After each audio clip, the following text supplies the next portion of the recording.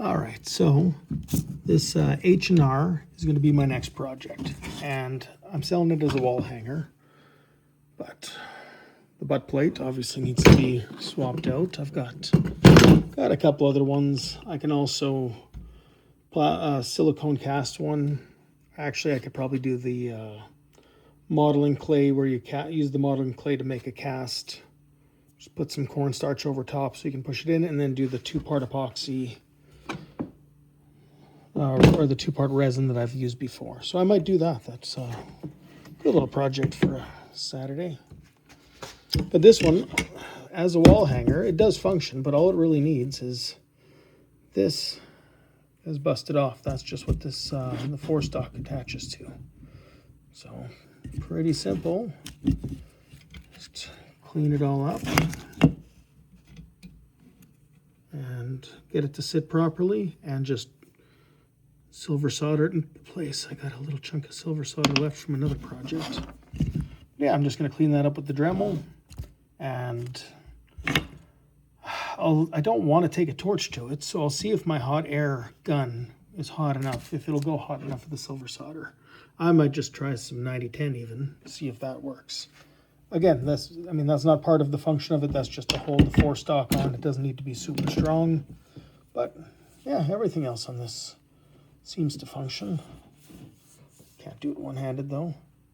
Yeah, this is just an old 12 gauge. When you break down the lot that I bought that these were in and what it cost per gun, and I'm talking just receiver and barrel. Some of them are missing a bolt, some of them are missing parts in that, but those are easy enough to make decommissioned wall hangers. Put something in place of the bolt, weld it in, weld the barrel shut, and that's all you really need to do.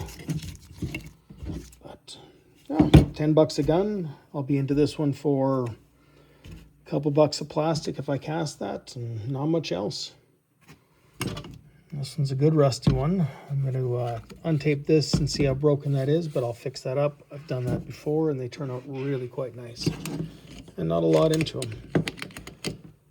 This one I'll have to cut down in shape to make this fit. But since this one is definitely going to be a wall hanger because it is very rusty and broken, I wouldn't want anyone to shoot that. I might weld it shut. So the action, everything works, but just weld the barrel shut and just epoxy this in place because it doesn't need to come off then. That'd save me some work. Okay, so let's see me silver solder this, or possibly just regular solder this. Okay, I got it all taken apart. There's not much to take in these apart. It's the one bolt that holds one bolt that holds the receiver in place. Stock pulls off. Once the forestock is off, barrel just pops off. And there's the two screws from the butt plate. Took those off, and I'm going to make a very simple butt plate. I'll show you what I'm talking about, but it's just going to be pressing this end into some modeling clay that I've got, and that way I don't have to waste any of that silicone. It's the expensive part of those kits, and I'll just sort of rough out the shape, mix the two-part epoxy with some coloring that I've got, and yeah, then it's just going to be sort of rough shape. This is again going to be, this is a wall hanger. This is not any restoration or anything like that. So it is just for somebody to hang up. It'll be a functioning gun, but I always list wall hanger only. It does function. You require your license and that where I am. So that is always a must if they're not deactivated, but be a simple butt plate. I've got the materials around, so it basically costs me nothing because I bought that stuff years ago. All right, I'm all set up on my very professional car hood. So obviously I'll get this somewhere level when I'm pouring the resins. But yeah, these end up being sort of a beige color. I've got some colors I can add, and I'm just doing this with some Play-Doh. These are very rough, but these are some grips I did for a pistol, and they turned out, these are ones that didn't turn out too well.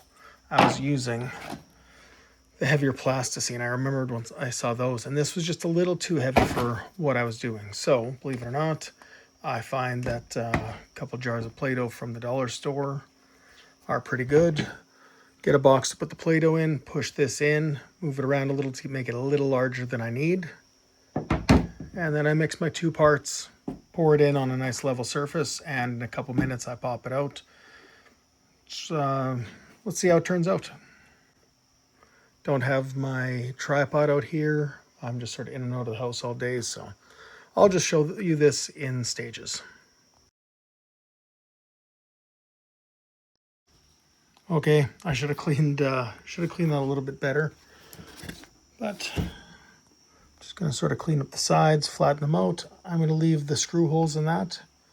It'll give me divots where I can drill, and that I'm going to break off. That's just from that hole there.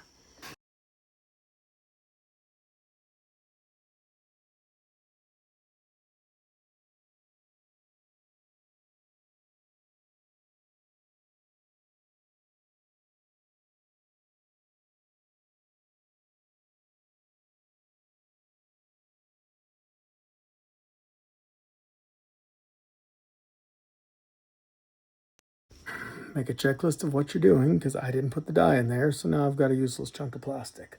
Luckily, I've got a lot of that resin around, but starting over again. Pay attention to what you're freaking doing.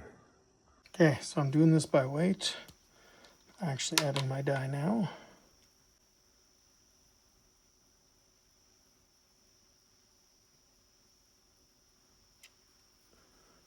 10 drops should be enough. Okay, had to add a little bit more black dye, but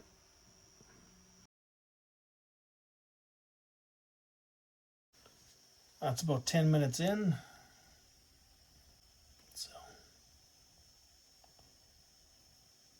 another 20 minutes I'll give it.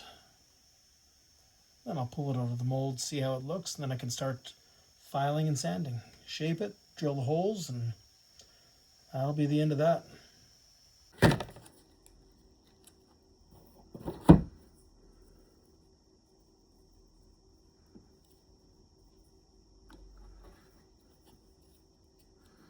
So the black didn't really turn out well, but it's better than that beige that it was. It's sort of a gray color with that. I'll get this all cleaned off here. She ain't perfect, that's for damn sure. Well, the butt plate didn't turn out great, so I just masked off the butt, mounted it. I just gave it a quick little coating of JB Weld. The back was all right, so give that a while to set up, and I'll remove the tape and that before it really bonds, because then it's going to be a pain in the ass. So I took the tape off the back, and now I'm just going to loosen off the screws so it comes away from the stock there. So it's dry to the touch. I'm just going to loosen these off.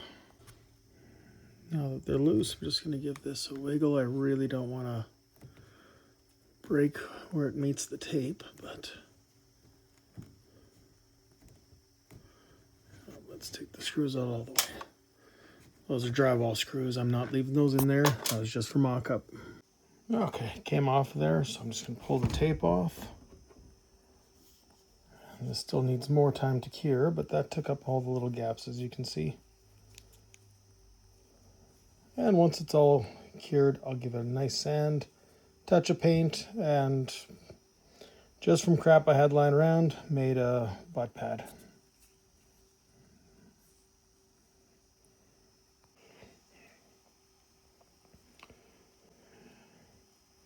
It ain't beautiful, but a little more sanding, touch of paint, it'll fit, and I'll change out those screws, obviously.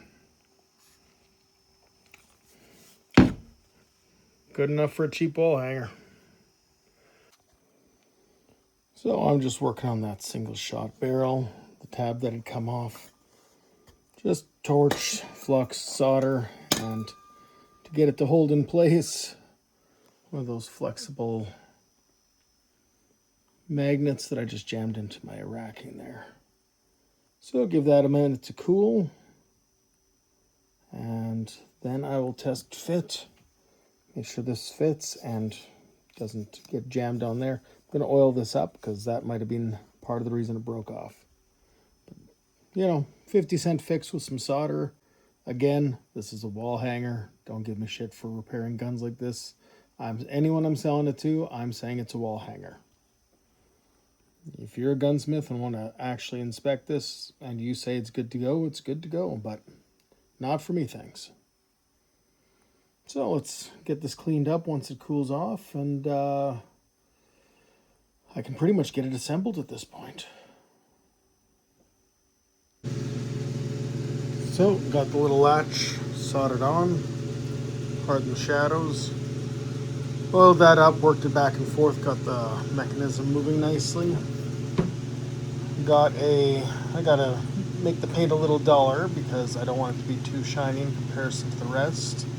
But it looks beat up. That was the intention. I did not want it to look new, and I didn't want to spend any money on it, so win-win. So that's the last bits I have to do on this little 12 gauge wall hanger here. So I'm going to get that reassembled, and I'm going to throw it up on the gun site that I use for classifieds on different rifles and that. And we'll see if I can get $200 out of it. I'm going to ask $250. I'll take the first thing over $175, $180 probably. Into it for $10 per gun when I bought that lot. This was just pieced together from other bits that I had. Soldering didn't really cost much of anything. Making the butt plate, you know, a buck of JB weld and that plastic casting kit I had around.